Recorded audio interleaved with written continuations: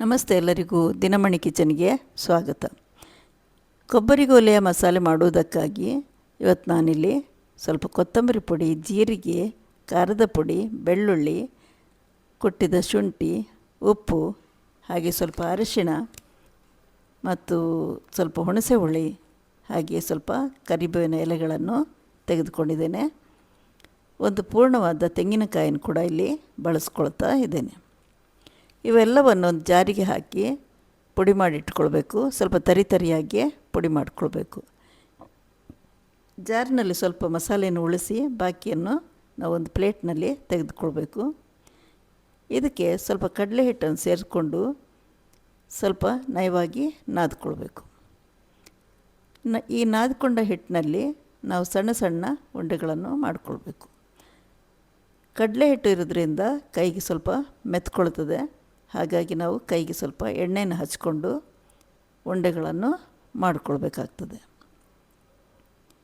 ಈ ಉಂಡೆಗಳನ್ನೆಲ್ಲ ಮಾಡಿಕೊಂಡಾದ ಮೇಲೆ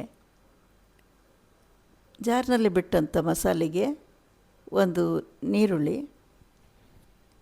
ಒಂದೆರಡು ಮೂರು ಬೆಳ್ಳುಳ್ಳಿ, ಸ್ವಲ್ಪ ಶುಂಠಿಯ ಪೇಸ್ಟು, ಹಾಗೆ ಸ್ವಲ್ಪ ಹುಣಸೆ ಹುಳಿಯ ನೀರನ್ನು ಹಾಕ್ಕೊಂಡು ಇದನ್ನು ಮಿಕ್ಸಿ ಮಾಡಿಕೊಂಡು ಇಟ್ಕೊಳ್ಬೇಕು. ಹಾಗೆಯೇ ಒಂದು ಕಡಾಯಲ್ಲಿ ಒಗ್ಗರಣೆಗಿಟ್ಟು ಅದರಲ್ಲಿ ಸ್ವಲ್ಪ ಸೋಂಪು, ಕಾಳುಮೆಣಸು, ಒಂದೆರಡು ಮೂರು ಲವಂಗ, ಒಂದೆರಡು ಏಲಕ್ಕಿ, ಒಂದು ಚಕ್ರಮೊಗ್ಗು, ಸ್ವಲ್ಪ ಜೀರಿಗೆ, ಹಾಗೆ ಸ್ವಲ್ಪ ಜಾವಿತ್ರಿ ಎಷ್ಟನ್ನು ನಾವು ಮತ್ತೊಂದು ದಾಲ್ಚಿನ್ನಿ ಕಡ್ಡಿಯನ್ನು ಕೂಡ ಇಲ್ಲಿ ಹಾಕ್ಕೊಳ್ಬೇಕು. ಇವೆಲ್ಲವನ್ನು ಎಣ್ಣೆಗೆ ಹಾಕ್ಕೊಂಡು ಸ್ವಲ್ಪ ಹೊತ್ತು ನಾವು ಅದನ್ನು ಫ್ರೈ ಮಾಡ್ತಾ ಕರಿಬೇವನ್ನು ಹಾಕ್ಕೊಳ್ಬೇಕು. ಹಾಗೆ ಒಂದೆರಡು ಮೂರು ಬೆಳ್ಳುಳ್ಳಿಯನ್ನು ಕೂಡ ಹಾಕ್ಕೊಳ್ಬೇಕು. ನಂತರ ಇದಕ್ಕೆ ನೀರುಳ್ಳಿಯನ್ನು ಬೆರೆಸಿ ಸ್ವಲ್ಪ ಕೆಂಪಗಾಗೋ ತನಕ ಕಾಯಬೇಕಾಗ್ತದೆ.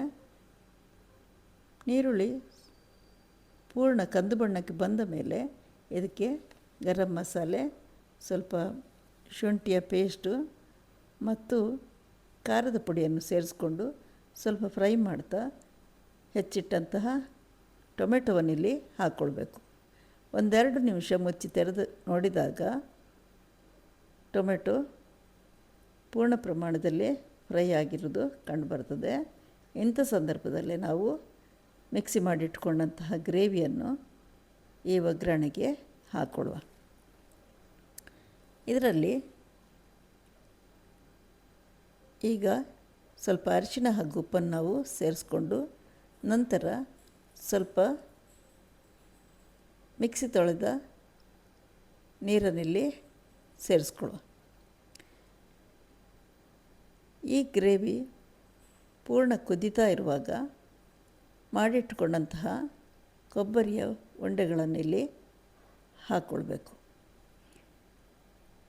ಇವನ್ನು ಹಾಕಿದ ಮೇಲೆ ಒಂದು 15ರಿಂದ 20 ನಿಮಿಷ ತನಕ ಇದು ಕುದಿಬೇಕಾಗ್ತದೆ. ನಂತರ ಕರಿಬೇವನ್ನು ಸೇರಿಸಿ ಗ್ಯಾಸನ್ನು ಆಫ್ ಮಾಡಿಬಿಡಿ.